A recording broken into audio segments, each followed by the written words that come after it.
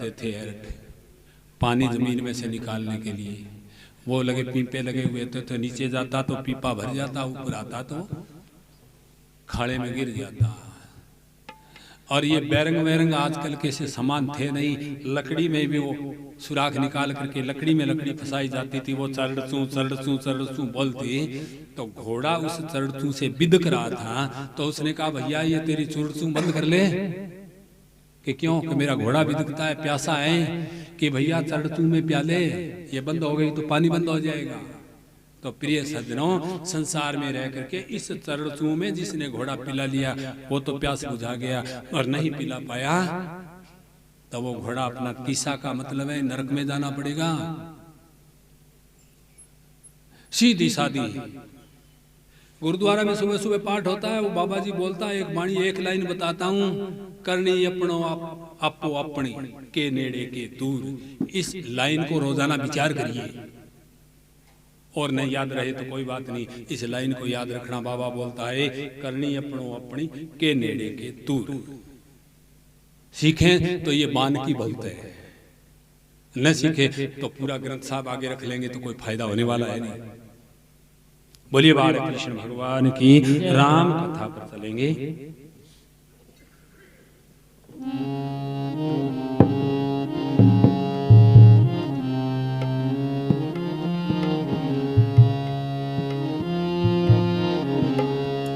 राम कथा सुंदर करताई, संशय विहंग उड़ा पहाड़ी।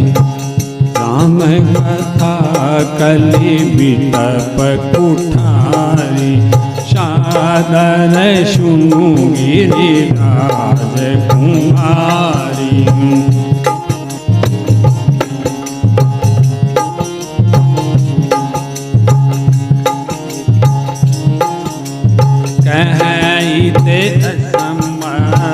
सम्मतो बानी, जिनके सूझला बनैये हानि। मुकुर मलिन अरुणयन विशाला, राम रूप देखहि तेहि काला। जिनके अगुण सगुण विवेका, जल पहि कल्पित वचन अनेका। हरि माया बस जगत ब्रह्माहि, तिन्हि कहत कछु अगहि। राम कथा सुंदर करतारी, ये संशय रूपी पक्षियों को उड़ाने के लिए राम जी की कथा ताली के समान है। कलियुग रूपी वृक्ष को काटने के लिए कुल्हाड़ी के समान है। ऐसा भगवान शंकर ने उनको कुछ समझाने की कोशिश की है। कहीं ते वेद असम्मत बानी, जिनके सूद लाभ नहीं। वेद के विरुद्ध बातें करते हैं, जिनको लाभ और हानि का पता ही नहीं, वो क्या राम जी को जानेंगे। भाई एक बहुत बड़ा मकान बना है किसी घर में, कोठी, आजकल तो कोठियों की रिवाज है, अपनी आंखों से देख रहे हैं। छोटे थे तब तो कोठी का नाम सुना, कैसी होगी, मन में भाव करते थे कैसी होगी कोठी, महल कैसा होता है। लेकिन आज अपने गांव में बने हुए हैं, उसमें एक गंदे नाला भी बना हुआ होता है पानी बाहर निकालने के लिए। 2 4 10 लोग आते हैं कोठी को देखने के लिए। वहां जो उस गंदे नाले में कीड़े हैं, एक कीड़े ने पूछ लिया, वो आपस में बात कर रहे हैं, बड़ा गजब घर बनाया है, किधर रसोई है, वास्तु शास्त्र के अनुसार बनाई है, ये शयन कक्ष है, ये नाचने का स्थान है, ये धन रखने का सामान है, या अनाज आदि रखने का सामान है। तो उस कीड़े ने पूछ लिया कि अरे भैया किसकी बात कर रहे हो, कि इस कोठी की बात कर रहे हैं, कि इसमें तो कुछ नहीं है। उन्होंने कहा कुछ क्यों नहीं, हम देख रहे हैं। उसने कहा इस गंदे नाले के सिवाय इस घर में कुछ नहीं है। तो प्रिय सज्जनों, जो गंदे नाले से प्रवेश करेगा तो वो गंदे नाले तक सीमित हो जाएगा, और जो मुख्य द्वार से अंदर प्रवेश करेगा तो पूरे घर को जान पाएगा। यह राम कथा। मुख्य द्वार इसका सत्संग है। सत्संग के द्वार में प्रवेश करेंगे, मन को साफ करके, मन को एकाग्र करके इसमें जब घुसेंगे तब फिर राम जी के चरित्रों का पता चलेगा। और नहीं तो महाराज राम जी थे तब गालियां नहीं निकाली क्या किसी ने?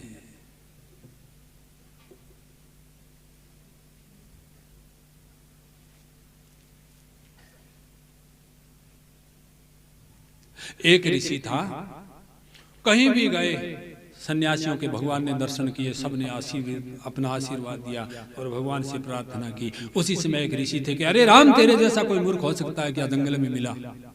कि क्यों महाराज? अरे रानी के कहने पर पिता ने वनवास दे दिया, 2 मार राजा के अंदर कैद के करके जाकर के राज सिंहासन कहां पड़ा है, लेकर के बैठ जाइए। ऐसे लोग उसी समय भी थे। अपना अपना भाव होता है संसार में। मां होती है, मां सदा वंदनीय और सम्माननीय होती है। गुरु गोविंद सिंह जी महाराज ने तो यहां तक कह दिया कि जे मां होवे जारनी पुत पत्न तारे, मां वेश्यावृत्ति करती है तो भी बेटे को अपनी मां को नहीं मारना चाहिए, यहां तक बोल दिया, माफ कर देना चाहिए। लेकिन परशुराम जी, उनके पिता अपनी मां पर कुछ उनके कोई दोष लग गया तो बड़े 5 भाई हैं, बड़े बड़े बेटे से कहा कि बेटा तुम्हारी मां का सिर काट दो। अब कौन बेटा तैयार होगा? अरे माँ बाप की थोड़ी बहुत झगड़ा झपटी हो जाए तो बेटा कौन कहेगा कि मैं सिर काट देता हूं? 4 पुत्रों ने मना कर दिया। परशुराम जी आए कि आ गए बेटा? हाँ आ गए। तुम्हारी माता का सिर काट दो। पूछा नहीं, बर्छे से सिर काट दिया। परशुराम भगवान के अवतार है, 4 कला। परशुराम हर कोई थोड़ा बन सकता है महाराज। मारा वर्गो का नहीं थोड़ो घणो सुभाष गोदारा वर्ग ना रूह सर की कह दिया कहा भाई परशुराम जी की औलाद है। अरे परशुराम के साथ में मत जोड़िए, हम तो इस संसार के जीव हैं। सिर काट दिया। पिता बहुत खुश हो जाते हैं, बेटा मैं आज आप पर बड़ा प्रसन्न हूं, वरदान मांगिए। तो परशुराम जिसको कहा जाता है उसने क्या वरदान मांगा कि मेरी माता का सिर जुड़ जाए और मेरी माँ को कभी याद नहीं रहे कि परशुराम ने सिर काटा है। तथास्तु, वो कहा सिर जुड़ गया और माँ को कभी याद नहीं रहा। पिता की आज्ञा का पालन हो गया, माँ की हत्या का दोष नहीं लगा। वो है परशुराम, उसको कहा जाता है परशुराम।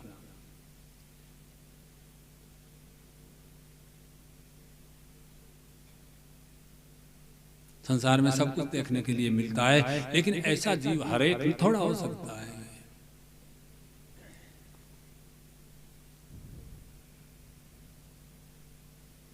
कहते वेद असम्मत बानी, जिनके सूद लाभ नहीं हानि। जिनको लाभ हानि का पता नहीं चलता है, वेद विरुद्ध बातें करते हैं। मुकुर मलिन अरुणैन, आंख से अंधा है, हाथ में दर्पण है, उस पर भी वो रेत जमी हुई है। राम रूप देखे कि मिहीना, कैसे राम जी के स्वरूप को देख सकता है और अपनी बातों को राम जी पर थोपता है।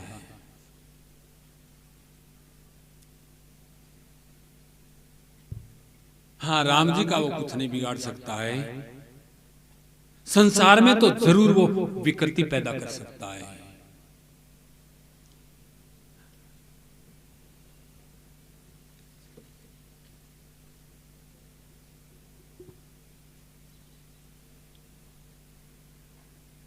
बातुल भूत विवश मत, जो बातों के भूत हैं वो बेचारे विवश है भगवान की माया से, इसलिए वो विचार करके बातें नहीं करते हैं। जिनकृत महामोह मद पाना, तिनकर कहा करिए नहीं कहना। जब ऐसा है वो जीव कोई, तो उसकी बात पर ध्यान मत दीजिए, अपना काम करिए, विचलित मत होइए। अगुण सगुण कछु भेदा, बारी बीची गावे। अगुण ही सगुण ही नहीं कछु भेदा, गावहि मुनिय पुराण बुध वेदा। अगुण अरूप अलग अदधोई, भगत प्रेम बस सगुण सोई।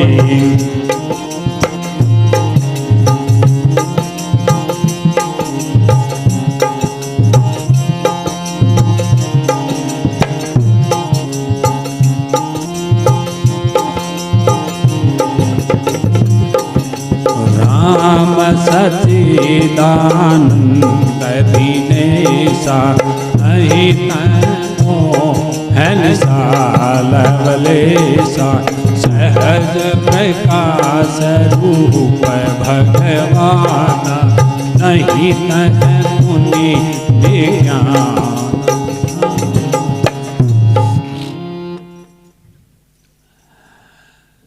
तालाब में ढेला फेंकते हैं तो जल की तरंगें उठती हैं, लेकिन तरंग और जल में कोई भेद नहीं होता है। उसी प्रकार वो समझाते हैं कि सगुण और निर्गुण में कोई किसी भी प्रकार का भेद होता नहीं है, केवल भासता है, केवल दिखता है।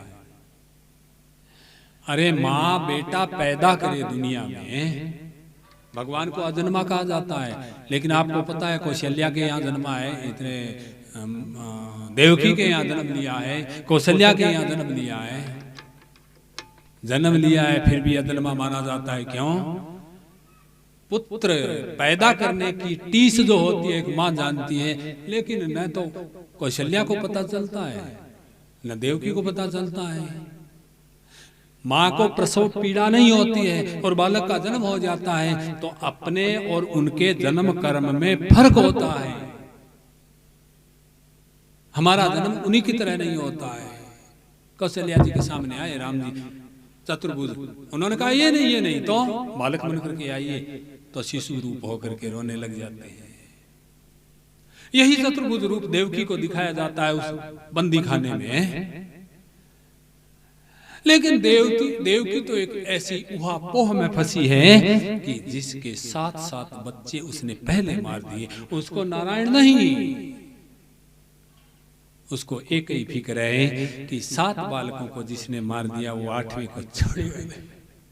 एक ही फिक्र में है कि वो छोड़ेगा नहीं। तो क्या आम स्त्री वो मां कहला सकती है क्या, जिसने 11 वर्ष तक बेटे का मुंह नहीं देखा, कृष्ण को जन्म दिया लेकिन सूरत को ठीक से नहीं पहचान पाई, और जब होश होता है तब एक बालिका अपनी गोद में पाती है, जो आगे चलकर योग माया के रूप में वो आवाज भी लगाती है, कंस को बता भी देती है कि तेरे को मारने वाला वहां नंद बाबा का घर तक बता दिया जाता है।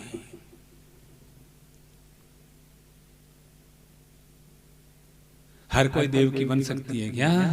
देवकी के समान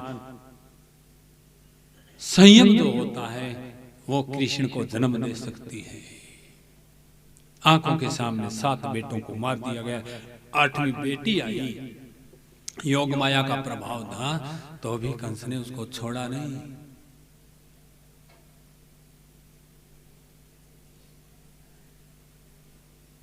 देवकी ने कहा भी था कि भैया ये तो कन्या है, कन्या को मारना पाप होता है, लेकिन अपराधी होता है ना।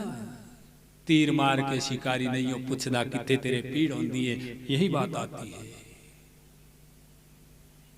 फिर भी उसको 8वीं संतान है, तो इसको मैं समाप्त करूं तो मेरा जीवन, हे महाराज भगवान को कोई पहुंच सकता है क्या? भगवान की बराबरी कर सकता है क्या कोई? लेकिन ये जीव संसारिक वैभव प्राप्त करने के बाद में वैसा नहीं रहता है, लोगों से अलग पहचान रखता है अपनी, और अलग पहचान बनाना चाहता है।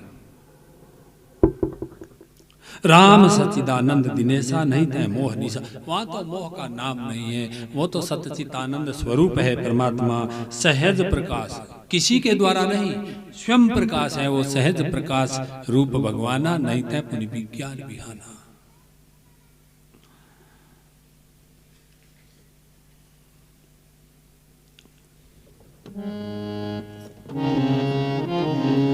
श्री राम जय राम जय जय राम, श्री राम जय राम जय जय राम, श्री राम हरे श्री भगवान, राम हरे हरे श्री भगवान, श्री राम जय जय राम, श्री राम जय जय राम। अपने अपने प्रश्नों में ये भी पूछ सकती है माँ पार्वती कि भगवान श्री राम जी के जन्म होने का यानी इस पृथ्वी पर अवतार लेने का कारण क्या है। तो यहाँ बाबा जी लिखते हैं, जन्म एक दुई कहूँ बखानी, सावधान सुनो सुमति भवानी। अच्छी बुद्धि वाली ही सुन सकती है, दुर्बुद्धि वाला भगवान की कथा नहीं सुन सकता है। ये विशेषण पार्वती जी के सही सटीक बैठता है। सावधान सुनो सुमति सयानी, द्वारपाल हरि के प्रिय दो। बैकुंठ स्थान में भगवान विराजमान रहते हैं। विकुंठ का अर्थ होता है किसी प्रकार की वहां कुंठा नहीं होती है। कुंठा का मतलब दुख है। जहां भगवान निवास करते हैं जिसको बैकुंठ कहा जाता है, विकुंठ जिसका नाम है, वहां भगवान के द्वारपाल है दो लोग, जय और विजय। एक बार सनक सनकादि ये 4 ऋषि हैं, उनकी आयु 5 साल के बालक के समान रहती। आज भी वही 5 साल के है, सतयुग में भी 5 साल के थे। उस आयु से आगे आयु नहीं बढ़ती है, ऐसा उनको वरदान है। वो जाते हैं भगवान के दरबार में भगवान का दर्शन करने के लिए, लेकिन द्वारपालों ने रोक दिया। द्वारपाल अपनी बात पर सही थे, लेकिन विशेष दर्जे का कोई आता है तो हमारे राज समाज में भी वो बिना चिट्ठ के अंदर जा सकता है। विशेष दर्जे के संत थे, वो नहीं समझ पाए और उन्होंने शाप दे दिया कि आप भगवान के द्वारपाल रहने के लायक नहीं हो, जाओ राक्षस बन जाओ। कनक कशिपुअर हाटक लोचन, हाटक नाम सोने का है और कनक भी सोने का। एक का नाम तो हिरण्याकश्यपु, हिरण्य नाम सोने का है, और कश्यपु कहते हैं केसों को, बालों को सोने के समान चमकीले, इसलिए उसका नाम हिरण्यकश्यपु रखा। दूसरे की आंख जो थी, नेत्र, वो सोने के समान चमकीले, इसलिए उसका नाम हाटकलोचन।